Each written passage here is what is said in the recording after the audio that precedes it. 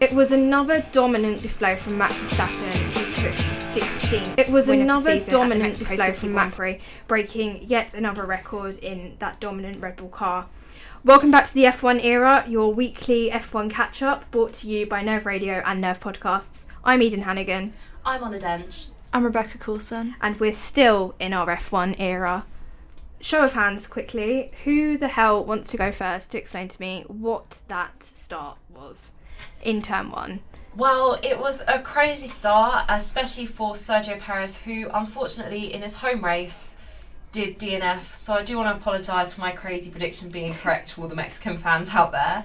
Perez, Leclerc and Verstappen went three abreast into turn one. It was deemed a racing incident, but it was such a silly mistake to make, and with such a big race on his hands, why did he do it?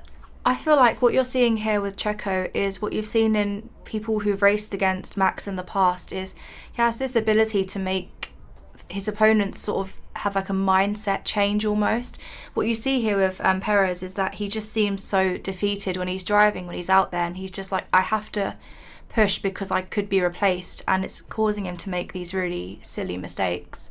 There was a lot of booing at the podium ceremony because Verstappen obviously went on to win the race, as we've mentioned already, and Leclerc went to take on the third place, and there was a lot of booing towards Charles from the Mexican fans, which Checo himself said he didn't want in the post-race interviews, but there was nothing really that Leclerc could have done about it. You know, it was either he brakes a little bit earlier and then potentially makes contact with both of the Red Bulls.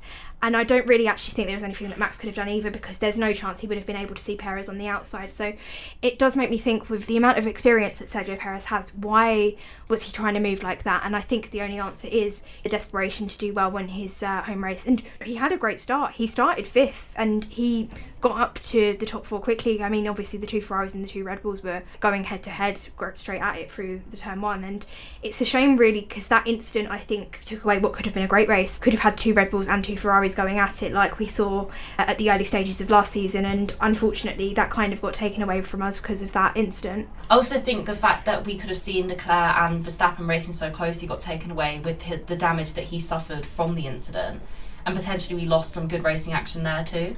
Yeah, I definitely think so as well. The FIA looked at the incident with apparently the damage on Leclerc's car. Black and orange flags are there for a reason and they didn't wave them, so he got away with that one. And I do think that it's a shame because Charles was quite quick. I still don't think particularly on the level of Verstappen, but you never know, because he was only 3-4 seconds off him before the pit stops with the damage to that front wing. And Carlos Sainz wasn't on Charles Leclerc's level this race. He was still about the same gap behind him despite the damage as to what Charles had to Verstappen. So it's a shame that we didn't really get to see how it would have played out, and it's also a massive shame for Perez because the pressure's on now. I feel like it's quite exciting now that you're seeing that Red Bull and Ferrari can have this competition with each other, because it's really nice when you have the leader being challenged a little bit. Max finished the race like 13 seconds ahead of all the rest of the pack, and you're thinking, okay, it's great that he's winning, especially because he's my favourite driver, but you do want to see these battles. You watch the races every week so you can see these battles, so it's so exciting. Yeah, you mentioned the favourite drivers. We're all three very happy people in the studio because we had a podium lockout for us with Lewis Hamilton in P2. So it was a great week, especially for this podcast. I mean, our top three all on the podium. There's no arguments here. We're all very happy. The Perez incident wasn't a massive shame, however, for one driver on the grid. There is someone that seems to have potentially benefited here, and that is Daniel Ricciardo. Oh, I love Daniel Ricciardo. I just feel like he's such a personality on the grid, and when we thought we'd lost him from the grid, it was actually really upsetting for me. It's incredible. He qualified P4, which you just know he was walking out of that car beaming from ear to ear. You know he was smiling all day. And it was just incredible to see him, sort of like his redemption. You know, he's had all these setbacks. He wasn't doing great in McLaren. He didn't feel like the car was very suited to him. You know, he left Red Bull to race with Renault because he wanted to win championships, and Renault wasn't really the team that did that for him. And now he's at AlphaTauri, and you sort of feel like he's finally got his spark back. You know, he ended the race P7, which is amazing, and, you know, he got the points, and I feel like it's quite exciting. I'd love to see how this can go for Danny Rick. Definitely thought it was quite funny as well, because on Sky Sports after the race they were speaking to Jenson Button, and they asked him about Daniel Ricciardo's performance, and he said that he actually thought Ricciardo would be disappointed with a P7 despite only just coming back from a broken hand and the AlphaTauri not quite being an amazing car this season, because he went backwards. And I don't know if Daniel particularly felt that way. He's got a great chance of getting that Red Bull seat next season. I was going to say that Twitter this morning, or X as they call it, was going off the rails. I know the rumours were debunked, and Helmut Marko has flat out denied that Perez is going to be replaced if he doesn't secure P2 by Daniel Ricciardo. It doesn't seem that anyone believes those. Everyone is very adamant that Ricciardo may be in Red Bull next year. Do we still think that's the case? Well, it's not like Red Bull have ever lied before, is it? You know, they said that Pierre Gasly wasn't going to be replaced mid-season by Alex Albon. He was. They said that Alex Albon's seat was safe. It wasn't. So they do have a track record of that at Red Bull. I wouldn't be surprised. And I also think, looking at how this season's panned out, yes, I mean, again, it was another dominant win for them, 13 seconds, but the other teams are getting closer. There's been occasions recently where the margin hasn't been as big as that, and if they want to make Verstappen a four-time world champion, they might need somebody to be there, and Perez hasn't been there enough, and Ricciardo might be the guy who they look at to kind of make sure that Max is there, and if Max isn't there, then somebody else is getting the wins for Red Bull. I also feel like Max and Ricciardo, they have raced against each other before. They were part of Red Bull. Ricciardo inevitably left to go to Renault. But you know that they've got this bond, and you know they're quite close off the grid as well. So you do feel like maybe behind the scenes at Red Bull, they're thinking, well, Ricciardo might be down to help out Max a little bit. They might be down to encourage each other in the race, because what you find with Perez sometimes is, you know, team orders come through. They're like, let Max through, and he says, well, no, I don't want to do that. And maybe they're hoping that Ricciardo would be more inclined to do that because of their history together. Their friendship should definitely mean that there's support on and off the track between those two drivers. If I'm Netflix, I'm rubbing my hands right now because, you know, the first ever series of Drive to Survive saw Daniel Ricciardo as the main protagonist and presented his relationship with Max Verstappen in a very interesting way. So if I'm Netflix, I'm looking at the ongoings at Red Bull right now and I'm thinking, could be a full circle moment. Yeah, exactly. I think it's a good point to go back to is the competition getting closer, because that's so exciting for next year. We've got 3 races to go of this season, but how close could next season be, especially with how close the changes are right now?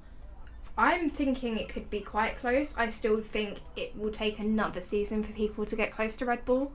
It's a shame Aston Martin have fallen away. I think the early season form was a bit of a facade, really. It's kind of fallen away massively there. We all saw that this weekend, but you have 3 strong challengers, and the McLaren challenge hasn't gone away, and it doesn't look like it'll be going away anytime soon. Ferrari are strong when they get things right, and full credit to Ferrari. Last weekend we were saying how much they got it wrong, but this weekend they definitely kind of got it right and maximised the potential that they had in terms of the race, and also obviously got a front row lockout. And Mercedes still looks strong as well on the occasion, so you know it could be a good a better season next season in terms of competition and maybe getting a different variety of race winners. I still think Red Bull are the ones to beat. What you have seen with these new regulations is they promised us close racing, and putting aside Max Verstappen for a minute because you ain't getting close racing from him, the rest of the pack, you are seeing these new challenges come through. You're seeing that the Haas, it's not great, but it's not as bad as it was a couple seasons ago, and Aston Martin, you know, they're coming up as well. And hopefully next year some other teams could come through and maybe you'll get a Williams in the top 10 or something like that. You know, it should be really exciting. If we just look at Lewis's race this weekend, he obviously came P2, and in his team radio at the end, Toto Wolff actually said that Lewis, that was a fantastic drive, now we just need to get you a car that can win. And hopefully that's given sort of a fire under Mercedes' belly to drive them to produce a car that can contend. It's been a couple years. We've waited a while. I'm hoping, especially as a Mercedes fan myself, that we can be back up there. Yeah, and I definitely think as well, maybe they don't even necessarily need the best car, but as long as they have a car that over the course of a season can challenge for wins on most tracks, I think Lewis is probably the person you want to be in that in that kind of car, in that situation, because I still think he is the best driver on the grid. I think there's no doubts about that, and I think if he is in a car that can win more than one race over a season, then potentially the kind of pendulum could swing in the other way, and Mercedes could be the team to beat next season because they've got a strong driver in George Russell in the other car. Whether the team dynamics there could help or hinder them there, I'm not too sure, but it could be quite interesting if Lewis is in a car that's capable of challenging Red Bull. I mean, I definitely won't disagree that he's the best driver on the grid, but I think that if Mercedes could deliver a car that is a winning contender, I mean, I do believe they owe it to him. There was obviously such an injustice in 2021, and then Red Bull came back so strong and Mercedes just disappeared. I don't know what happened there with their sort of constructors and their engineers, but it just wasn't present and they weren't able to win. And it's been so long that they actually owe it to him. He needs another win and he needs another sort of championship, or at least to be contending for one. I think there was such unfinished business. I also think it'd be great to watch, you know, they've got these two incredible drivers that are going to be battling it out. It'd be great to see them battling it out again and not just parading around the track as P1, P2 like the last two races. It'd be great to see them actually fighting each other. I've seen a lot of nods in that direction, and it's a shame that I'm sat here thinking it would be great if we could make it free, but I don't quite have the same faith. So, but it would be great to see another title battle between two different people from two different teams. I do feel like I hesitate to sound too opinionated here, but I feel like you're not really going to see much with Ferrari until they sort out, you know, what's happening with if they want to have a driver number 1 and driver number 2, or how are they going to resolve these issues between Leclerc and Sainz. I have a solution, but I don't want to be the one who says it.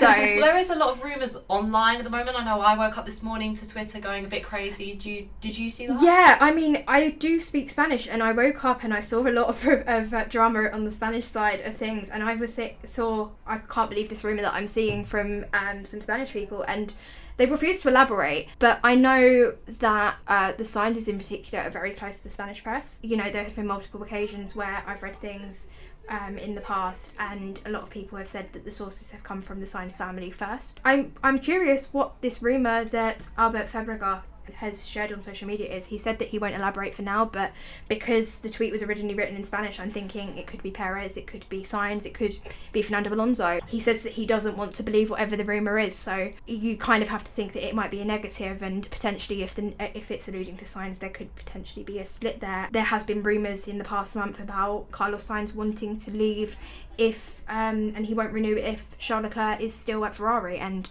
I just can't see a world where Charles Leclerc leaves Ferrari at the moment. It's hard because we don't know what the specific rumour is about, but it's definitely a curious one, and I don't know whether that would make things easier or potentially even worse for Ferrari depending who comes in.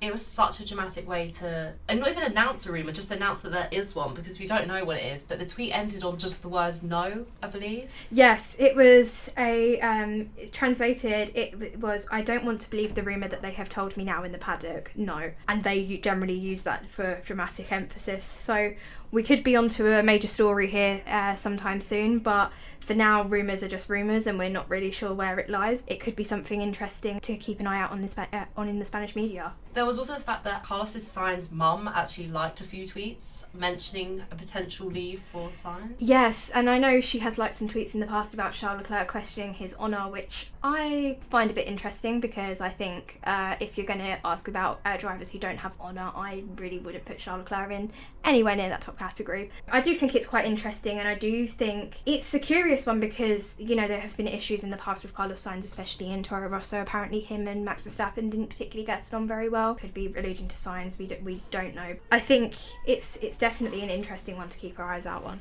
There is that thing at the moment where drivers' mums seem to be getting involved quite a lot on social media. Maybe we should lose that. It's sort of awkward to watch, and I don't know about the drivers, but I'd just definitely feel embarrassed if I was seeing my mum liking tweets about me on Twitter. So. Oh, definitely. Although the one that I did really enjoy was when Oscar Piastri, I believe it was in Japan, qualified really well, and there was a chance of him potentially winning the race, and his mum asked if there was any chance to get to Japan. Zach Brown did actually offer her a chance to go, but she said that she would rather enjoy it from the comfort of her own home, with potentially behind the sofa with her hands over her eyes. I do think sometimes it can be quite comical, but I also think in a situation where contracts aren't quite sure and you're seeing all these crazy rumours floating around. I think it is interesting, and it kind of does add fuel to the fire that doesn't necessarily need to be there. And people take that as confirmation, like especially with Carlos's signs, his mum liking tweets, you sort of think, oh, does she know something? Is she trying to allude to something? It's and difficult to watch as a fan, I think. Yeah, definitely. We do love a little bit of Twitter or X drama. Now, this weekend was packed with a lot of collisions and contact. As a McLaren fan, it's a bit tough to sort of admit this, but yeah, there was some contact between Oscar Piastri and Yuki Tsunoda, and it was such a shame, I think, because Tsunoda was doing really well. So he ended up starting the race towards the back of the grid. He had a power unit change that obviously would have knocked him a little bit, and he started the race from the back. He wasn't doing too well, couldn't really get many overtakes in, and then the red flag happened and we had a standing start, and he just shot his way up. He did really well. He got himself into top 10. He didn't finish in the top 10, but that was because, unfortunately, he did have that collision with Piastri, and I feel like if that wouldn't have happened, it could have been an incredible race for him. I don't want to sit here and slander Oscar Piastri because it was genuinely a racing incident. These things happen when you're driving at the speeds they are and the pressure they're under.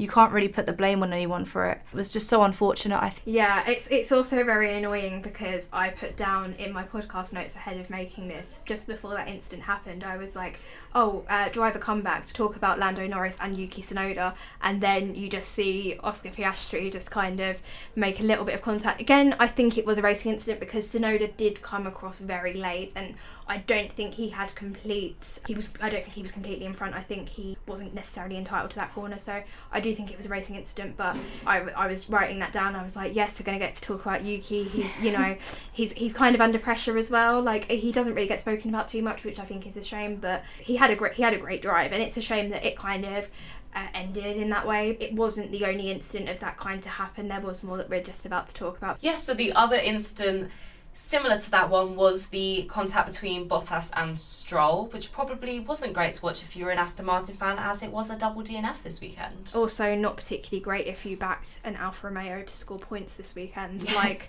certain people. Your crazy prediction didn't quite make it there. And it looked so good up to the red flag, really. I saw the qualifying results. I saw them both get top 10. I think Zhou snuck in there after Alex Albon had a track limits violation, and Bottas was there, so they locked out P9 and P10, which was a good result, and they were running quite steadily, and then the red flag came out at an awful time for them. I think that collision was Bottas's fault. I know that he did get a 5-second penalty for it in the end, which left both Alfa Romeos running last but one on the grid, out of all the finishers. The move that Stroll did was good. It looked a little bit desperate to me, but also the way Bottas came back at it, you can't really do that, and it was a shame for Stroll because he kind of needs a little bit of confidence, and that the move that he did was quite good, but albeit a little bit risky. But I guess that's kind of some of the things that can happen when you're doing moves into parts of the track where it does get a little bit tight like that, and I don't think we've ever really seen moves like that in the stadium section, or at least for a very long time we haven't. It is quite particularly heartbreaking for Aston Martin because obviously when you see a double didn't finish and you're thinking, something's happened there, either mechanically or something's happened with the car, and for both drivers to be out of the race. It's a shame because they started the season so well and people are thinking they've got new regulations now. They could really be one of the top 10 teams. Obviously Alonso's come back from retirement and you're thinking, well, he really still has that fire in him. He still really wants to win, and he's now in this car and he didn't finish the race. It's quite a shame to really watch when you see somebody who has got the history of Alonso, and then you have somebody like Stroll who really hasn't had too much luck in F1, and I feel like people are really harsh on Stroll as well, because of maybe he's had a bit of an easier way into F1 than other people, but they're particularly harsh on him, and I feel like he can make a tiny mistake and people really do tear into him. He doesn't get a lot of positive media, especially in terms of fans' opinion. It, like you say, it's one mistake and everything they hold against him is just brought up. I also definitely think as well people underrate him in terms of they forget that he came through to F1 after doing one season of European Formula 3. Only Max Verstappen has really in recent times done anything similar. This was, I think, just before they brought the super licence in. He was a member of the Ferrari Driver Academy, and Ferrari don't particularly take on bad drivers. And also he got podium in his rookie season in Williams. It was a fantastic race where he got pipped to the line by Bottas in Baku. And if you're a bad driver, you don't get a podium in your rookie season, especially in a Williams that was at that time declining. They weren't where they were when Russell and Kubica, or Russell and Latifi were driving that car, but they were still not particularly in a position to be fighting for a podium, and he did a great job there. And I do think some of the media that Lance Stroll gets is particularly harsh, and I don't think it's justified at all. I do think also a lot of it comes from people who see some junior drivers have a good season. Like, I mean, this season Felipe Drugovich is the test and reserve driver for Aston Martin, and a lot of people wanted to see him. Of course, having a Brazilian driver in F1 would be brilliant, especially for Interlagos, which is where we're going next week. I do think it's a shame that people see one driver not particularly doing great and they use it as an excuse to hate on them just to try and uplift another driver, and I don't think that's a particularly great thing at all, especially with the rise of social media now. I do also hope that there's some mentoring happening, behind the scenes there, particularly with Alonso. He's a driver with a lot of experience, he's been in F1 for years, and I'm sure he's developed some thick skin now. He's gotten criticisms before. Hopefully he can maybe be there telling Stroll some pieces of advice, what to listen to, what not to listen to. It'll just be really nice to think about that Stroll's got somebody in the team backing him. Yeah, and now obviously a major talking point in this race was the fact that it almost got split in two because of a big crash for Kevin Magnussen in the Haas. It seems that there was some kind of suspension failure there. I haven't read too much into it, although I know they did some after race investigations. Max spotted it straight away in the cool down room. He said that's a suspension issue. There definitely looked like there was something that broke off the car as well. Yeah. I can't remember which driver's onboard it was, but I know somebody shared an onboard on Twitter and it did look like something came off the car. So it was a shame for Magnussen, and it's a shame for Haas as well.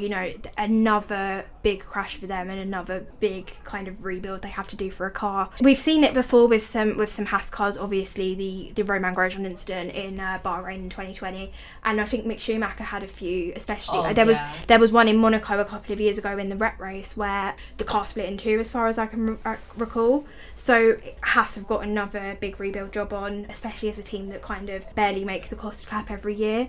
So it was a shame for them, and also Hülkenberg did okay, not particularly where he wanted to be for his 200th Grand Prix, which I think is something worth commemorating, considering. Yeah, it's a shame that the red flag had to come out, and although it did give some teams a chance, I'm not particularly the biggest fan of the working on the car regulations. However, unfortunately, I'm a little bit of a hypocrite in terms of calling out the FIA for consistency, and yet I'm very inconsistent when it comes to, I don't like this rule, but when it benefits my driver, I'm completely fine with that. That's always the way with Formula 1. I mean, Ferrari got to change the front wing that was damaged on Charles Leclerc's car during all of that. It was a big point in the race. That barrier was damaged for a while. It did kind of make me laugh, but it was also kind of bad because there was a point where Magnussen was sat in between the Tech Pro barrier and the actual wall, and I thought, if another car comes through there, that could be quite dangerous. So it did take a while for them to get the race going again. I mean, we can't talk about the race without talking about that incident. Now on to maybe a more positive weekend. Lando Norris, who had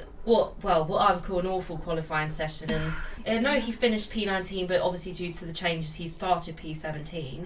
He got all the way up to P5. It's an incredible drive. I mean, when you think about what the McLaren has been like for the past couple years, and you're thinking they've slowly been building their way up. McLaren is a team with such an intense history in F1. They're really ingrained in the sport. You can't really think about F1 without thinking about McLaren. And it's never nice when you see a team with that much history and they're not doing particularly well. So it's incredible to see this. And when you look at Lando Norris and Oscar Piastri as a partnership, it just seems incredible. You have these two drivers, they're both relatively young. Obviously, it's Oscar Piastri's rookie season. Lando Norris has got a lot more experience in F1 than him. But I feel like it's so nice, and it would be amazing to see some maybe racing between them as well. I do think we should touch on the fact that last week we had the debate of who could win first, Piastri or Norris, and I would like to play maybe in Lando's favour this week. I think seeing his talent, especially the move against Ricciardo, a former teammate of his, it could be in his hands for the first win. Yeah, it was an incredible move on Ricciardo. I think again Max said it in the comment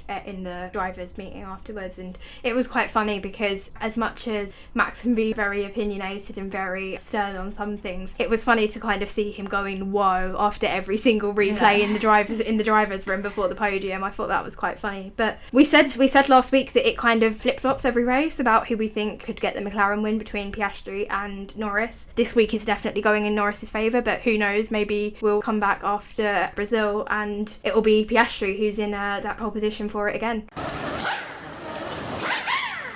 And now, obviously, it is Brazil this weekend. As a Lewis fan, I'm very excited. It's almost a second Silverstone for all of us that support him. He is an honorary citizen in Brazil. I can't wait to see this weekend what it will bring for him. Obviously, we know his abilities in Brazil are incredible. The 2021 sprint race, I think, is some of the best racing I've ever seen in my life. And obviously, following on to the 2021 actual race, I think, with a P2 finish this week in Mexico City, he's on for something good this year. Yeah, definitely. And I also think that the form going into the race that Mercedes have picked up is particularly great. And I also think that Lewis finds something extra going to Brazil.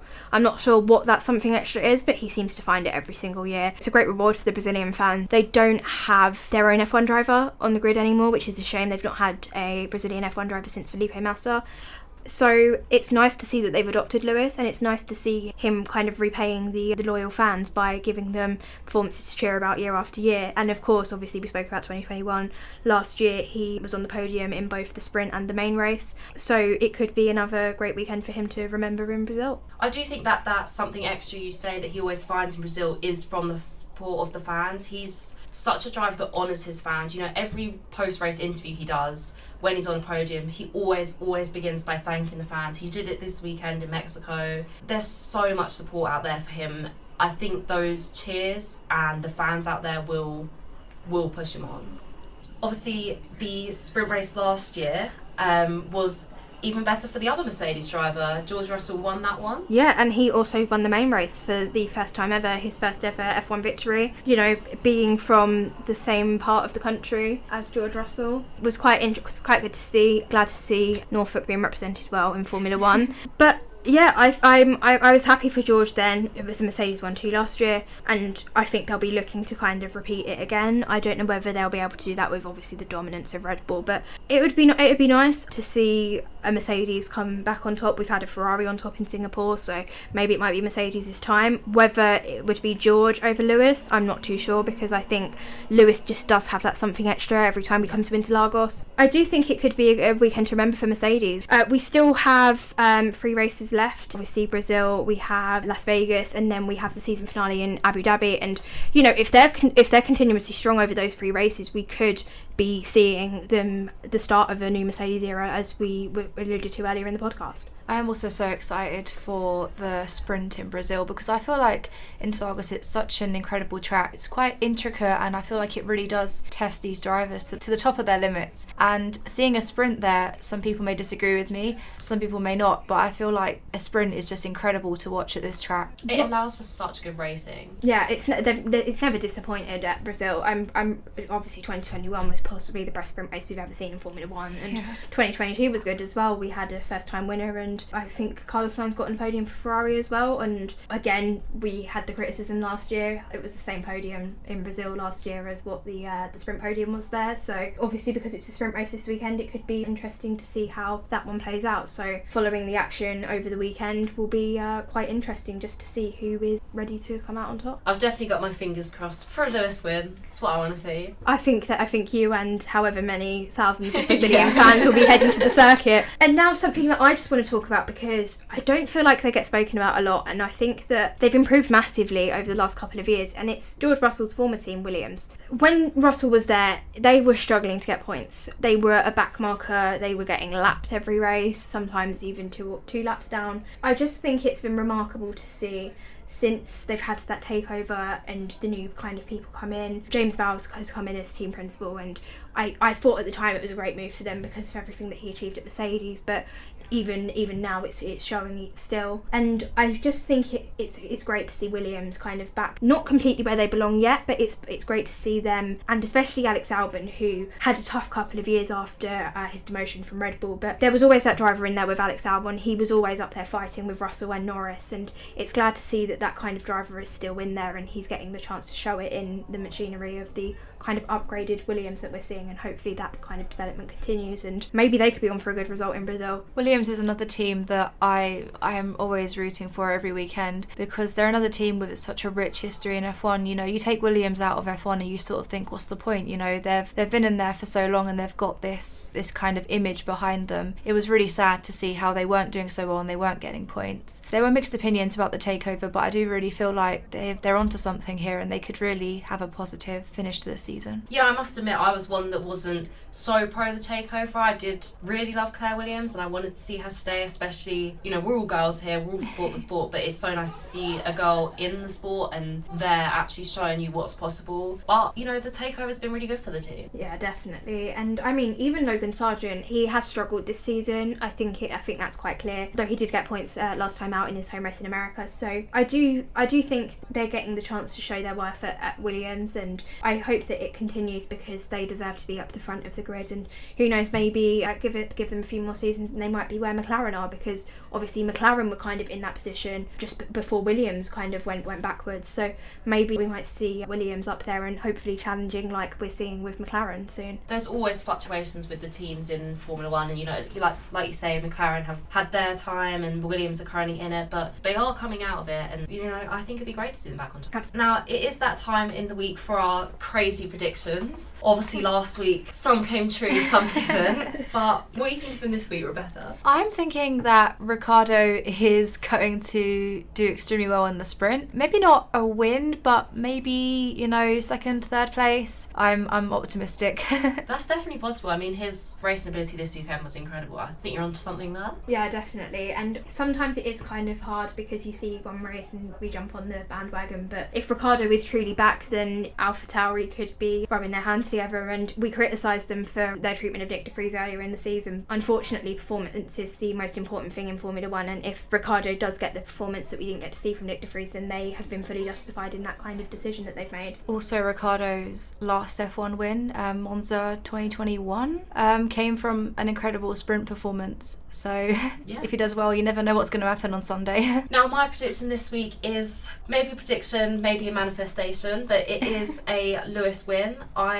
I'm hoping my luck from last week will follow through to this week. But I do think, you know, his ability last week, the car has improved. I'm hoping next year it'll be back. Lewis has said that he has all faith that Mercedes can deliver a contending car for 2024. I think his racing ability was never lost, and his drive has certainly always been there. So I believe this week he could win. I think that's definitely reasonable, and I also think it's a fair manifestation considering the crazy prediction came true last week. My crazy prediction might not be so crazy. However, I'm going to go for Max Verstappen is not going to win the sprint race. He might win the main race, but I don't think he's going to win the sprint. And don't ask me who I think it will win, because I do not have an answer for you, but something in my head is just telling me he's not winning that sprint race. What do you think about that? I mean, you did get an audible sigh from me about that. I can't lie.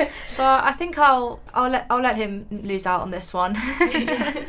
Well, it would be the second sprint race. I thought, he's been unbeaten in sprint races. My track record with Max Verstappen's career this season has not particularly been great, because last week I forgot, of course, that he has already won the championship, and I also forgot actually that Qatar even took place over the course of this episode. So that one's on me. But obviously Piastri won the sprint race last time out, so there's a chance that one of the challengers, if Mercedes is the closest challenger, maybe it could be Lewis, maybe it could be Russell, or hopefully for me it could be a potential Ferrari win, considering the sprints don't necessarily require the best strategy. Yeah. So hopefully, if everything goes well, we could have a little bit of variety with another driver coming out on top in at least one of the sessions. Well, Formula One's such an unpredictable sport. There's always something that can go wrong, and this year I would say it's been slightly more predictable with Red Bull. Their strategies up there, their cars up there, their driving abilities up there. There's three things playing in their favour there. So, you know, it is quite easy to predict that they might win, but with Formula One there are always racing incidents and engineering faults. It is possible. Yeah, sometimes you just got to go against the grain as well, because my head's telling me Verstappen's gonna do it again. You know, I mean, he's been on fire recently, but you know, it's something's just telling me in my head, maybe this weekend will be the one where somebody else wins. And that is true. Now, do you want to tell everyone about their timings for this weekend? Yes, of course. So we have, because it's the sprint format, we have a little bit of a different format for you. The practice takes place at 2:30 p.m. on Friday the 3rd of November, with qualifying taking place on Friday at 6 p.m. On the Saturday, we have got the sprint shootout at 2 o'clock until 2:44, and then followed up by the sprint at 6:30. And the race is, of course, on the 5th of November with lights out at 5. Now, don't forget, you can follow us on Instagram at the F1 Era, X at the F1 Era, and as of today, our brand new TikTok at the F1 Era. And if you'd like to listen to us, then head on over to our Spotify, the F1 Era. You can also find us under Nerve Podcasts on Spotify, and we'll also be up on YouTube under the F1 Era. If you would like to contact us, you can do that via Twitter at Nerve Radio or the F1 Era. Email is studio@nervemedia.org.uk or the F1 Era @outlook.com. That's all from us this week. We hope you have a lovely time watching the Brazilian Grand Prix this weekend, and we can't wait to talk to you about it next week.